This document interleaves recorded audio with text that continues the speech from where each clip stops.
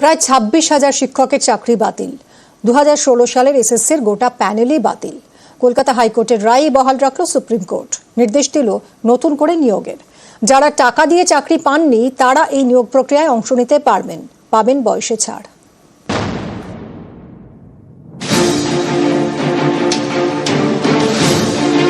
চাল এবং কাঁকড় আলাদা করা গেল না। কারা যোগ্য আর কারা অযোগ্য তার তালিকা দিতে পারল না সিবিআই, তাই সকলেরই চাকরি বাতিল।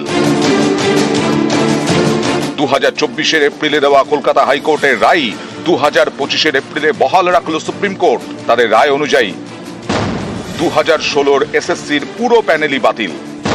চাকরি গেল নবম দশমের 13,056 শিক্ষকের, একাদশ দ্বাদশের 5,757 শিক্ষকের, 2,484 জন গ্রুপ সি কর্মীর এবং 4,547 গ্রুপ ডি কর্মীর। টায়ার প্যানেল অফ এসসিসি যেটা ছিল আজ সুপ্রিম কোর্টের রায়ের পর সেটা সম্পূর্ণ চলে গেল, সম্পূর্ণ বাতিল হয়ে গেল। বৃহস্পতিবার রায় ঘোষণা করে সুপ্রিম কোর্টের প্রধান বিচারপতি সঞ্জীব খান্না এবং বিচারপতি সঞ্জয় কুমারের বেঞ্চ। রায়ে সুপ্রিম কোর্ট বলেছে, গোটা বাছাই প্রক্রিয়াটাই দুর্নীতিতে ভরা। জালিয়াতিকে ধামাচাপা দেওয়ারও চেষ্টা হয়েছে। দুর্নীতির মাত্রা এতটাই বেশি যে এই নিয়োগ প্রক্রিয়া মেরামত করা সম্ভব নয়। এই নিয়োগ প্রক্রিয়ার কোনো বিশ্বাসযোগ্যতা নেই। কলকাতা হাইকোর্টের রায় বদলের মতো কোনো কারণ খুঁজে পাওয়া যায়নি। চাকরি বাতিলের যে রায় কলকাতা হাইকোর্ট দিয়েছিল সেটাই বহাল থাকছে। বেআইনিভাবে যারা চাকরি পেয়েছেন তাদের বেতনও ফেরত দিতে হবে। 2024 কলকাতা হাইকোর্ট তার রায়ে বলেছিল, বেআইনি চাকরি প্রাপকদের 12% সুদে বেতন ফেরত দিতে হবে। সকলের একটা ধারণা ছিল যে হয়তো সুপ্রিম কোর্ট একটা মানবিকতার কারণে বা একটু মার্সিফুল হয়ে বেতন ফেরতের অর্ডারটা হয়তো রিকনসিডার করতে পারেন, কিন্তু সেই অর্ডারটাও সুপ্রিম কোর্ট আজ আফেল করেছেন। ওদেরকে বেতনের টাকাও ফেরত দিতে হবে। এদিন সুপ্রিম কোর্টের রায়ে বলা হয়েছে, জালিয়াতি করে চাকরি হয়েছে। চাকরি বাতিলের যে রায় কলকাতা হাইকোর্ট দিয়েছিল সেটা বদলানোর কোনো যৌক্তিকতা খুঁজে পাওয়া যায়নি।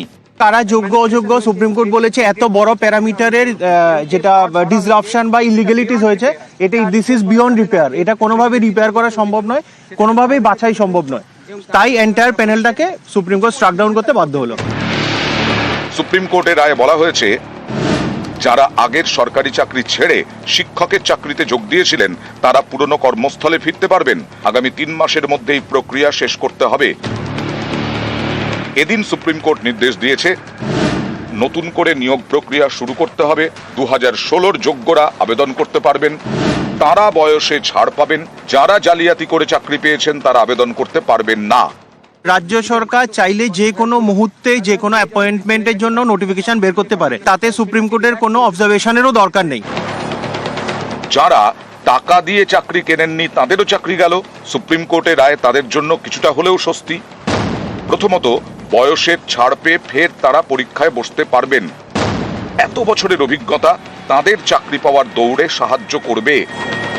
এদিকে সুপ্রিম কোর্টেও জানিয়েছে, এদিনের রায়ের কোনো প্রভাব এসএসসি নিয়োগ দুর্নীতির তদন্তে পড়বে না। 2016 এসএসসির পরীক্ষা দিয়ে চাকরি পান 25,844 জন, চাকরিতে যোগ দেন 25,753 জন।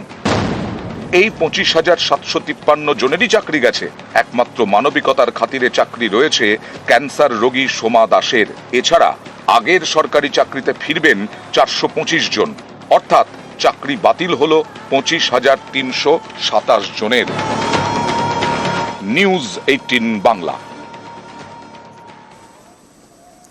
হাইকোর্টের নির্দেশ বহাল সুপ্রিম কোর্টে। প্রায় 26,000 শিক্ষক ও শিক্ষাকর্মীর চাকরি বাতিল। রাজ্যকে উত্তপ বাম বিজেপির।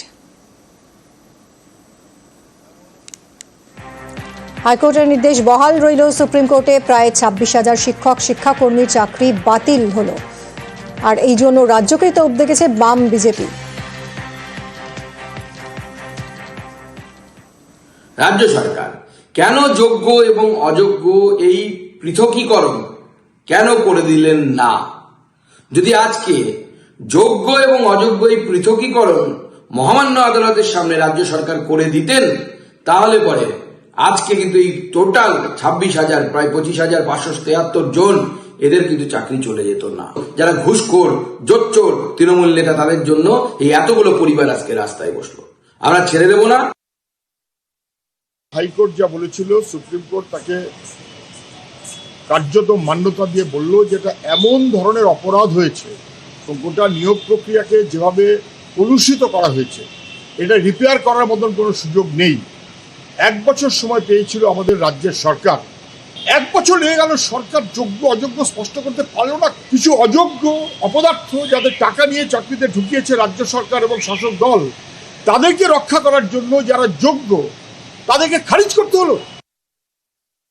যদি দুর্নীতি না থাকতো তাহলে 26,000 তারাকে যোগ্যকে অযোগ্য সেটা পরের কথা, তাদের জীবনটা এরকম দুর্বিষহ হয়ে যেত না। যে পয়সা দিয়ে চাকরি নিয়েছে সেও দুর্নীতির শিকার, যে যোগ্যতার কারণে চাকরি পেয়েছে অথচ চাকরি ভোগ করতে পারলো না সেও দুর্নীতির শিকার। অর্থাৎ আপনি যেদিকে যাবেন সেদিকে কিন্তু মূল কারণটা দুর্নীতি। রাজ্যের শিক্ষা ব্যবস্থা ধ্বংস করতে চাইছে বাম বিজেপি, পাল্টা সরব মমতা বন্দ্যোপাধ্যায়। এডুকেশন সিস্টেমটাকে কোলাপস করতে চাইছেন বিজেপি সিপিএম। একবার আপনাদের লজ্জা হলো না? সিপিএম নিজেরা বলে কি করতেন? চিরকুটে চাকরি দিতেন। গণশক্তিতে যতগুলো রিপোর্টার চাকরি করে তাদের প্রত্যেকের বউকে আপনারা চাকরি দিয়েছেন চিরকুটে। ওই তার তদন্ত তো হয় না? বিজেপি রাজ্যে তো তদন্ত হয় না। হাইকোর্টে এই ভার্ডিক্টটা প্রথম দিয়েছিলেন বিজেপির একজন, যিনি এখন এমপি হয়েছেন, জাজমেন্ট জুডিশিয়ারি ছেড়ে দিয়ে বিজেপির এমপি হয়েছে। আজকে তারা কোন মুখে বড় বড় কথা বলে? তাদের দায়বদ্ধতা নেই, দায়বদ্ধতা ছিল না, এবং আমি বিশ্বাস করি এটা বিজেপি করিয়েছে এবং সিপিএম করিয়েছে। এর জবাব তারা আগামী দিন ভালোভাবে পাবেন। সুপ্রিম কোর্টে প্রায় 26,000 চাকরি বাতিল। একমাত্র চাকরি রইল ক্যান্সার আক্রান্ত সোমা দাসের। 2024 সালে মানবিকতার খাতিরে তার চাকরি বহাল রাখার নির্দেশ দেয় কলকাতা হাইকোর্ট। অথচ সুপ্রিম রায়ে চাকরি গেল আর এক ক্যান্সার আক্রান্ত সায়ন গামের। কি করে চলবে চিকিৎসার খরচ, সংসার, ভবিষ্যৎ কি? উত্তর খুঁজছেন ফাঁসি দেওয়ার সায়ন গাম। সোমা দাস একমাত্র এক।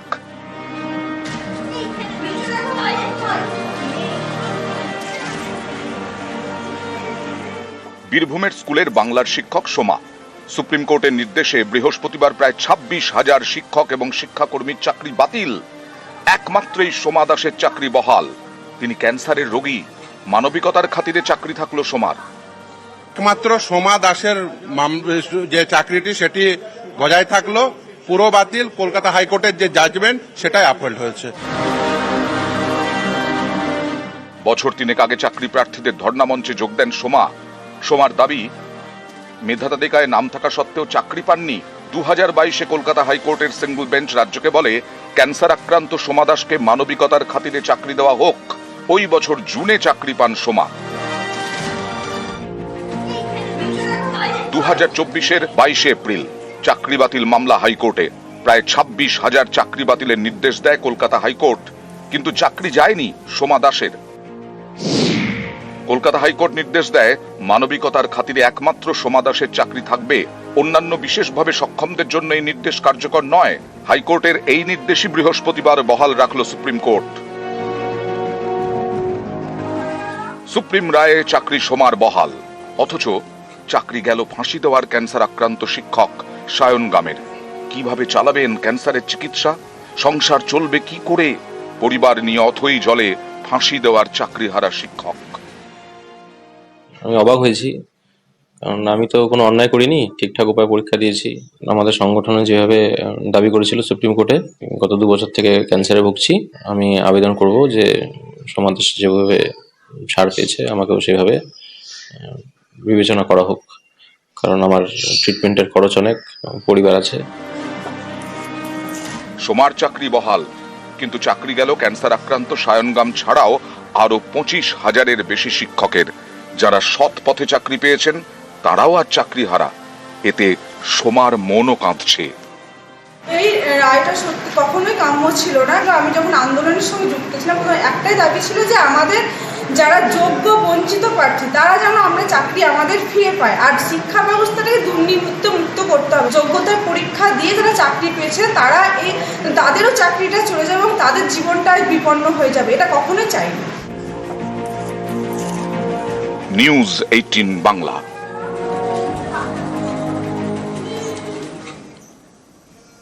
সুপ্রিম কোর্টের রায়ে থমথমে বাগদার মামা ভাগ্নে গ্রাম। স্থানীয়দের দাবি, এই গ্রাম থেকে চাকরি গিয়েছে প্রায় 40 জনের। এই গ্রামেরই বাসিন্দা চন্দন মণ্ডল, যিনি বাগদার শতরঞ্জন নামে পরিচিত। অভিযোগ, তিনি টাকা নিয়ে শুধুমাত্র মামা ভাগ্নে গ্রামেই 100-রও বেশি শিক্ষকের চাকরি দিয়েছিলেন। বছর দেড়েক আগে তাকে গ্রেফতার করে সিবিআই।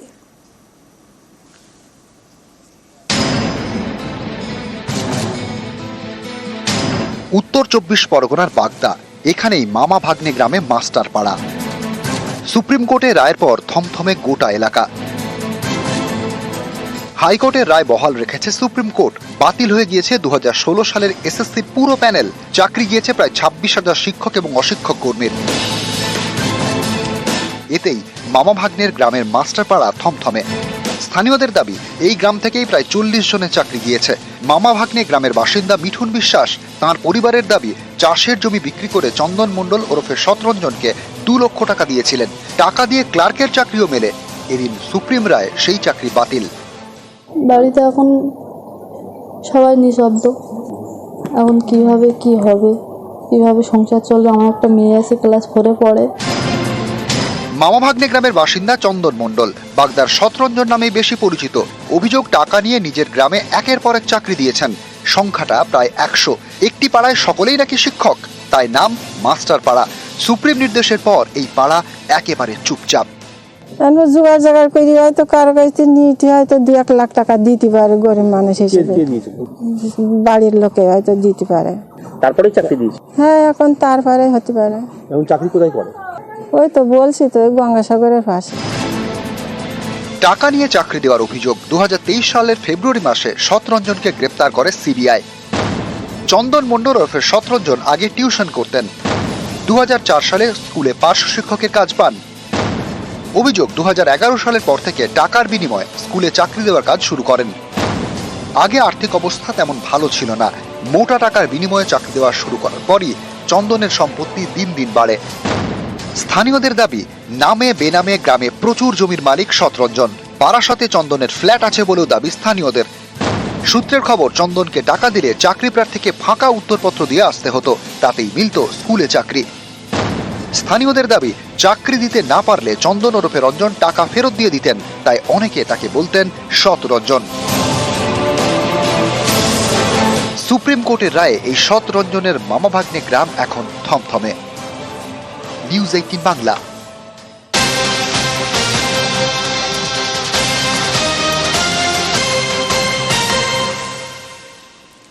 চাকরি আর নেই গতকালই জানতে পেরেছেন, আর তারপরই অবসাদ। ক্যানিংয়ে আত্মহত্যার চেষ্টা শিক্ষকের।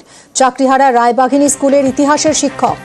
চাকরি যেতেই পাওনাদারদের চাপ, আর সেই চাপে বোধহয় সহ্য করতে পারেননি। কথা বলবো অনুপ আমাদের প্রতিনিধির সঙ্গে। অনুপ, দেখো, গতকাল রাতেই কিন্তু ক্যানিং রায়বাঘিনী স্কুলের এক শিক্ষিকা এই যে গতকাল চাকরি খোয়া যাওয়ায় তিনি কিন্তু সেই ঘটনায় মানসিক অবসাদে ভেঙে পড়েন।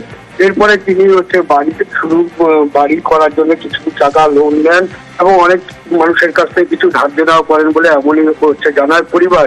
সেই চাকরি চলে যাওয়ায় গতকালকে কিন্তু তারকে কিন্তু বিভিন্নভাবে মানসিক অত্যাচার করে বলে এমনই জানায় তার পরিবার। সেই অত্যাচার সহ্য করতে না পেরে কিন্তু গতকাল সে আত্মহত্যার চেষ্টা করে। এরপর পরিবারের লোকজন তাকে উদ্ধার করে ক্যানিং মহকুমা হাসপাতালে নিয়ে আসে। ক্যানিং মহকুমা হাসপাতালে সেখানে তাকে ভর্তি রেখে চিকিৎসা চলছে। তবে পরিবার সুসাইড নোটে কয়েকজনের নাম লিখেছেন এই শিক্ষক, তারা কারা? এই যে শিক্ষক, তিনি কিন্তু এই আত্মহত্যা করার আগে একটি সুসাইড নোট লিখে রেখেছেন বলে তিনি তার পরিবার জানিয়েছেন। এবং যে পাওনাদাররা তার কাছে টাকা পায়, তারা যে মানসিক অত্যাচার করছে বা বিভিন্নভাবে তাদেরকে ডিস্টার্ব করছে বলে এমনই কিন্তু জানায়। এই ঘটনাকে সহ্য করতে না পেরেই কিন্তু আত্মহত্যার পথ বেছে নেয় বলে পরিবার এমনই জানায়। সে জানানোর পরে তাকে কিন্তু তার পরিবার রাতেই নিয়ে আসেন এবং অভিযোগ তারা জানান যে এই যে চাকরি চলে গেছে, সেই একদিকে যেমন মানসিক অবসাদ, অন্যদিকে পাওনাদারদের একটা মানসিক অবসাদের কারণে এই আত্মহত্যার পথ বেছে নেয়। তবে গুরুতর অবস্থায় তাকে ক্যানিং মহকুমা হাসপাতালে নিয়ে আসে। গতকাল রাতেই তাকে ক্যানিং মহকুমা হাসপাতালে ভর্তি রেখে চিকিৎসা চলছে। পরিবার চাইছে যে এই ঘটনাটি ঘটেছে বা এই চাকরি চলে যায়, তিনি কিন্তু যথেষ্ট মানসিক অবসাদে রয়েছেন বলে এমনই কিন্তু পরিবার জানিয়েছে। ধন্যবাদ অনুপ।